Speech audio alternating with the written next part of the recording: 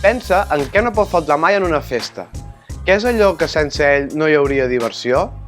Què és imprescindible tenir per passar una bona estona i fer-nos sentir lliures? Què ens pot ajudar a estar més relaxats o desinhibits per fer allò que de cap altra manera t'atreviries a fer? Què et pot ajudar a oblidar els teus problemes? Si l'alcohol o les drogues són resposta a alguna d'aquestes preguntes, cal que et preguntis per què.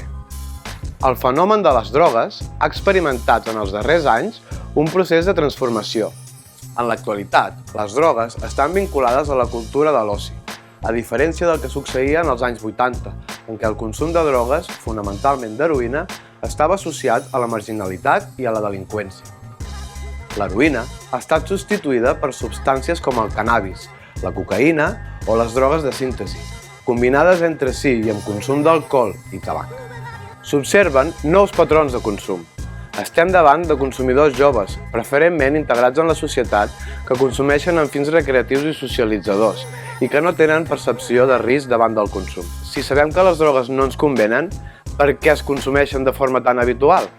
Encara que ha augmentat la percepció del risc, hi ha permissivitat respecte al tabac, l'alcohol, el cannabis i els consums ocasionals i de cap de setmana. Està socialment acceptat i hi ha una major accessibilitat a les substàncies. Però, on està la línia que separa de perdre el control, tenir un coma etílic o ser addicte a les drogues? Si decideixes consumir alguna substància, informa't del que estàs consumint i quins efectes et pot provocar. Parla, comparteix i reflexiona sobre el consum. Decideix, recorda que tu tries com vols acabar la festa i quins són els teus límits.